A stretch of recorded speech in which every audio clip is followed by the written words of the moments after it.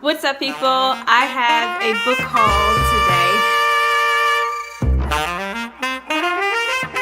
today. Remember in one of my other videos I said that I would never have like a real huge book haul?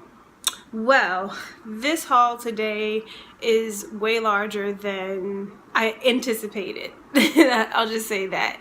I had a few books that I purchased in January, and then I went to my parents' house today, and my dad loaded me with a crate, a literal crate right here that I can't lift up, of books. A lot of books that I read when I was younger, and we're going to get into those. These books are more nostalgic than anything, but for the books that I purchased in January, first up is the autobiography of Malcolm X. I am really looking forward to reading this. I don't know when I'll get to it, probably sometime this year. I'm terrible with setting monthly TBRs because, like I said before, I rebel against all of that. I also bought The Sellout by Paul Beatty.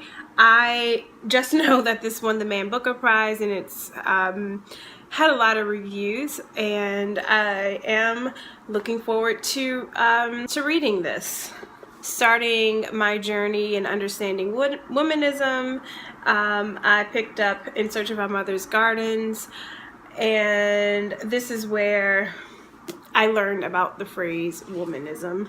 I got this from my local bookshop. Is a place here in Baltimore called Everyone's Place. That's where I go for like shea butter and stuff. It's really cool spot. And I got this. This is a used copy, but they charged me full price for it, and I was a little upset, but I was just like, whatever, just support and hush jazz. So going to get into that. Now this one I purchased from the website Lulu.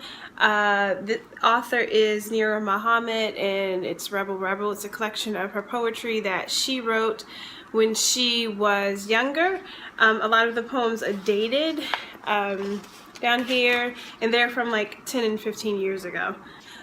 So this was released. I follow her on Instagram. I also have some of her artwork. Actually just one poster, and I'm going to link her Etsy shop below. She has beautiful art that just inspires womanhood. Nira, here's a picture of her back here. I think she's incredible. I went to one of her art shows, and she has great energy. A beautiful, creative woman. Yeah, and this collection of poetry is quite transparent. It's honest. It's so real. I haven't gotten too far into it yet. This is about as far as I've gotten.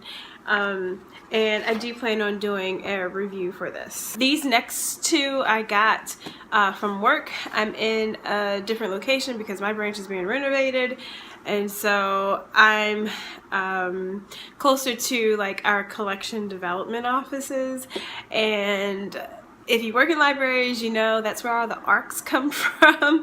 So in our staff room, eating lunch one day, and there's a cart of ARCs, and I found two books. The Gap of Time by Jeanette Winterson. This is a part of the Hogarth Shakespeare collection. I wanted to read all of those last year, but I never got to them. I actually checked out Hagseed and never read it. It sat on my coffee table for weeks.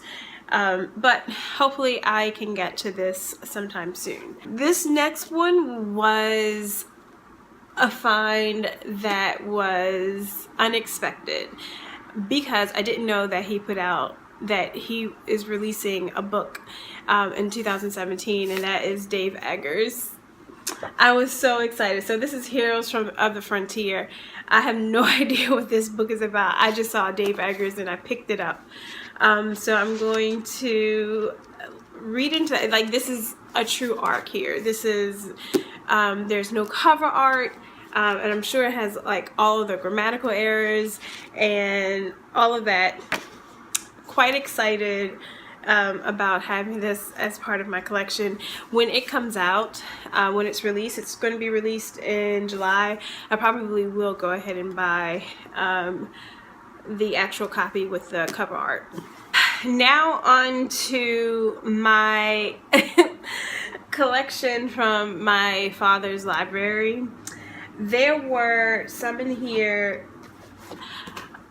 that I went to I just was raiding his library for some books that he had given me when I was younger. He gave me a lot of very thoughtful books when I was younger, in my teens, in my early 20s. That's a part of my becoming and a part of my radicalization. And I just wanted to have those as part of my collection. He thinks that I'm just borrowing them. These books are very sentimental. I don't know if he'll ever get them back. So, in addition to all of those books, he piled on some other books, and so did my mother. So we're going to look at those. The first one is The Miseducation of the Negro, and all of this little stickies here. These are my stickies. This book is so well used. This is all mine. Wow. This just brings back memories here. All my notes are in here. This is his book that he let me borrow, but yeah, all of mine. This is my handwriting. This is when, I don't even know how old I was for this book, when I read this book. Wow. This feels good going back through this. And I use the stickies because I was afraid to mark up his book. So I do want to reread this, but this is a part of my collection mostly for nostalgia. And then Pedagogy of the Oppressed. I have not read this, but my dad speaks highly of it. He spoke highly of it when I was younger, but I never got around to reading it. And I do plan on reading this sometime soon.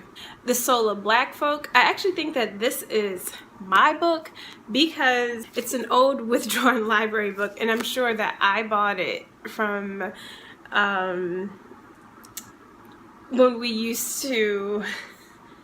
when we had used books in the library. So, and it's also from the branch that I started to work at, so I don't think you can claim this back. This is mine.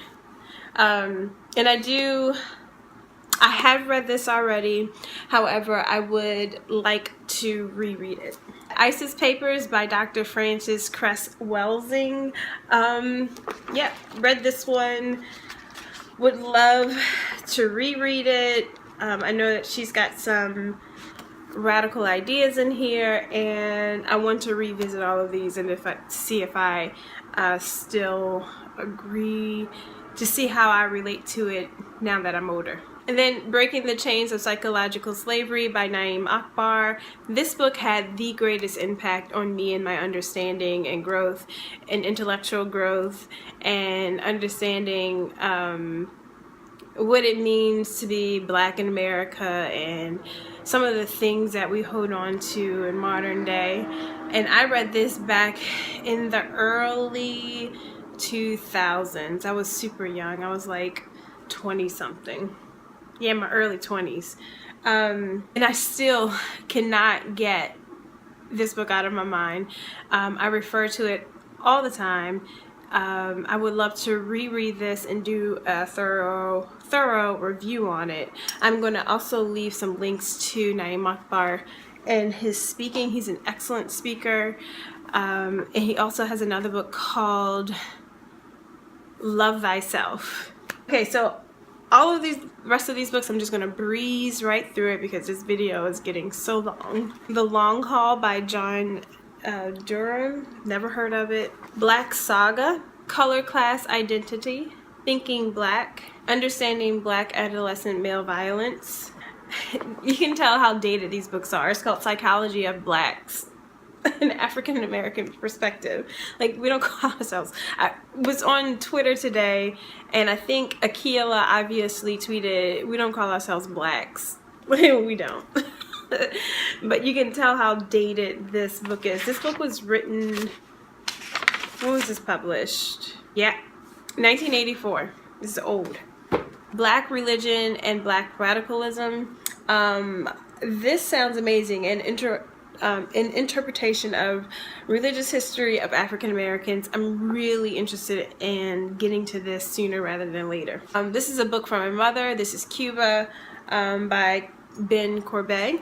Anti-Americanism, and then The Africans. This looks like a well-loved book. This is what I love about having these books, they are well-loved. My parents actually read them. My dad read these books, and his notes are in here. All of his notes are in there, and I can just imagine going back through them and reading them and seeing his notes and comparing my thoughts to his. So that's actually not all of them. I have more that I left in my car. Don't feel like getting them out. But I have one final book that I'm going to keep it in my library as long as I can. Hopefully my dad will forget about it. Like I said, he thinks that he's just lending these books to me. For the most part, I want to keep these. Some of the other ones he can take back. But this one, he probably will not forget about this. This is James Baldwin's book, Just Above My Head. And I think that this is an original publication. There's only one copyright on here. And that is from, when was this book published? 1979. So, well-worn book. He read it, my dad read it, and really enjoyed it. Like I said, I think it's an original publication, but look what I did. This is my handwriting from when I was 9 years old. 9 years old, I was always into books. If I wasn't reading them, I was touching them, rearranging them, and just flipping through the pages. I don't know what it was about paper and books that I really loved, and I was always in my dad's collection when I was younger and doing stuff like this. See, wrote my name on there. I don't know, I think I was destined to be a librarian, because this is what I thought librarians did, was write in books. Just all of my markings are in there. And I can only laugh at myself now. He laughed at it. This is a James Baldwin. I think it's an original, and I destroyed it. So that is what I have. Eventually I probably will haul the other books that I have sitting in my car. But for now, that's what I have, and I'm excited about having these in my collection. And I will catch you guys in my next video.